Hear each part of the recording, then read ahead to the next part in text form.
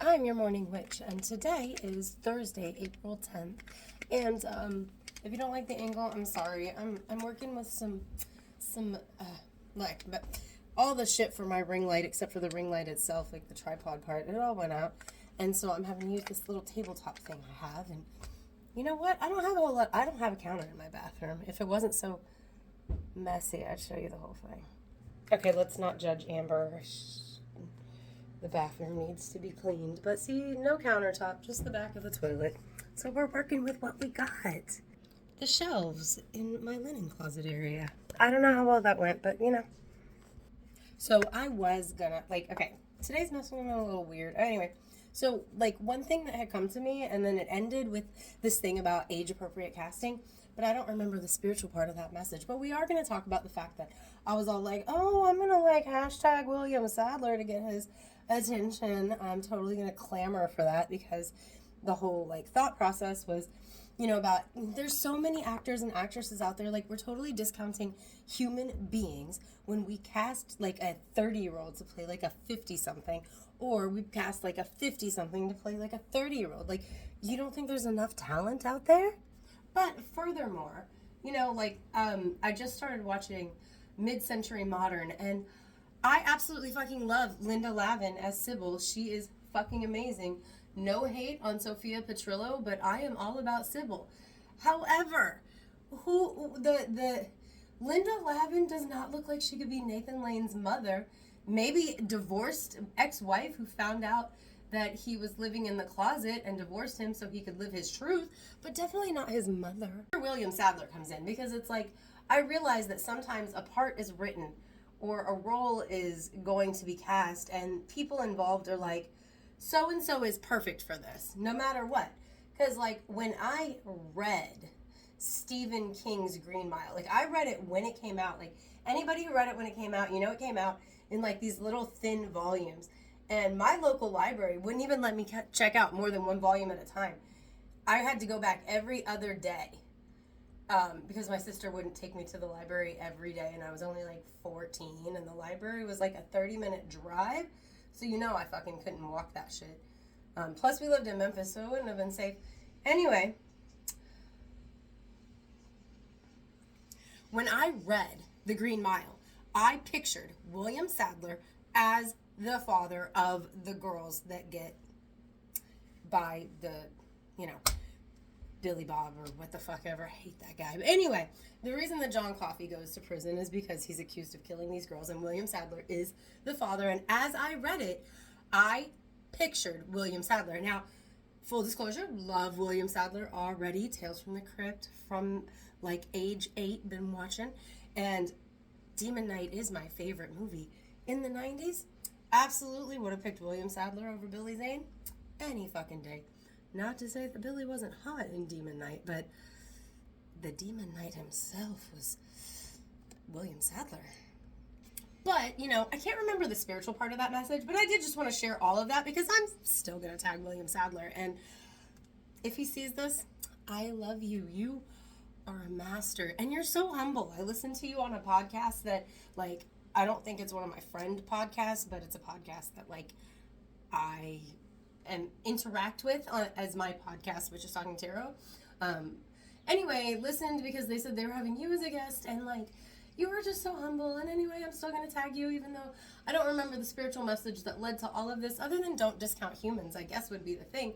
Because when we're casting somebody that's obviously, not the right fit for the role, and then there's other talent out there that could fit that role, we are discounting human beings because we want a human for a thing when there's millions of parts out there and millions of parts that probably are perfect for one specific actor, but we don't want to discount all the other talent that exists within our human world just because we really, really, really want X, Y, and Z. Aside from casting William Sadler as the father of the girls in The Green Mile, because I am convinced that Stephen King wrote that role to be played by William Sadler, because Stephen King knew it was going to be a damn movie. All his shit turns into movies. He knew. He fucking knew what he was doing, so, when it doesn't come to William Sadler, all the other things I said. But let's be fully clear. If you stuck it out all this way, well, then you get the tea. That the other spiritual message that came to me while I was in the shower, the tea that goes along with that. Okay, so we've, for like the past couple days, Witchy Wordy Wednesday not included, I've been talking about the importance of not allowing these energies right now to sweep you up in their whirlwind of chaos, to create problems through you and for you. Because, you know,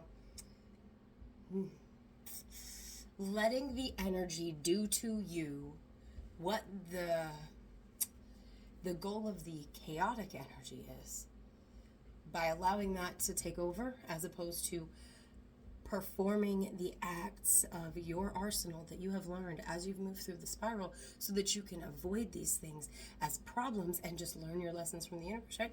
Giving into that chaotic energy gonna cause some fucking problems. Okay, so we're now all up to speed on what's been going on in the messages the last couple of days. Well, that energy is the same. It's still the same energy, and universe reminded me that it's so important right now to avoid giving into these energies, that's all universe wants me to really talk about. And I mean, like, I personally, I just talked about using the tools in our arsenal to get through and not get bogged down by the energy. And that's exactly right. I think last month or the month before, when these chaotic winds blew through, I talked about the need to rise above so we can continue to move upward through the spiral and progress in the way that our path takes us, right? And, I'm feeling it right now, right? And not just feeling it from a standpoint of having to resist those energies, but from a standpoint of living my own advice and resisting those energies. So here's the tea. So y'all know, usually I use vague examples from my life because I don't spill the tea, but right now it so explains what I'm talking about. Okay, so I am bipolar. I have vast highs and lows, and it has taken me decades to find normalcy that lasts more than just as we move from those highs to those lows and have that moment of normal, okay? So I am very prone to allowing these energies to bog me down and drag me down, and I just shut down. I do things, like I do what I have to do, but I don't interact. I stare at a wall for an hour. And right now, there are still, 15-minute stretches where I find that I've just been staring at something. But it's not for 3 days on end. And when I tell you that normally that is what I'd be doing right now, here's the fucking tea that you have to understand about it.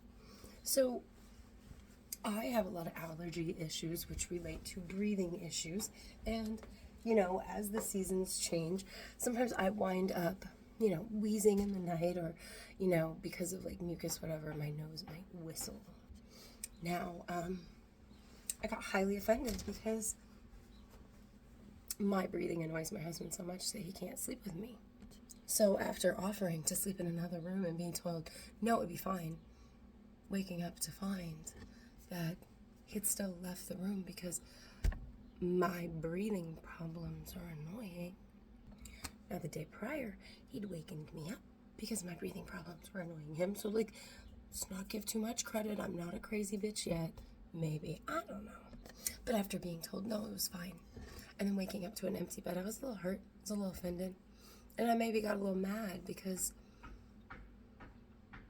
I'd be concerned if I was the spouse on the other end of that bed. But okay. Well, I got mad. And I was like, why didn't you just let me sleep in the other room then if it's so, if you can't sleep with me? And he got mad that I got mad and proceeded to basically tell me how miserable it is to sleep with me. So I said I'm going to sleep in the other room from now on. And you can let me know when you want me to sleep with you again. I haven't slept in my own room since that night because I'm pretty sure he prefers it this way and is not inviting me back. And normally, I would just be devastated and distraught. But you know what? I'm not going to let that man do that to me. I'm not going to let me do that to me. Like, let us be very clear. Nobody can make you feel any kind of way, which is why I'm able to just use what I've learned, right? So this has taken, I am 41 years old. I'll be 42 this year. I'm 41 years old. It's taken me a very long time to get to the point that this doesn't devastate me to a lack of ability to do anything beyond the actual necessary. And I am a workaholic, so the day job is necessary no matter what anybody says. And I don't normally spill the tea, and I don't normally share something so personal. But it's important to explain, like, how much I'm resisting these energies that want to just fucking take me down. Like, because normally I'd be not doing anything. But the last 3 nights I've gotten a lot done because I've refused to go there. Like, I've fallen, like I said, I find myself having sat there for some time, just staring. But it's not for the whole day. And that, my loves, is vast improvement over what it could be. And so if you're struggling, just do the best you can. Take all the tools from your arsenal that you've built yourself and do the best you can. Enjoy the tea, I guess.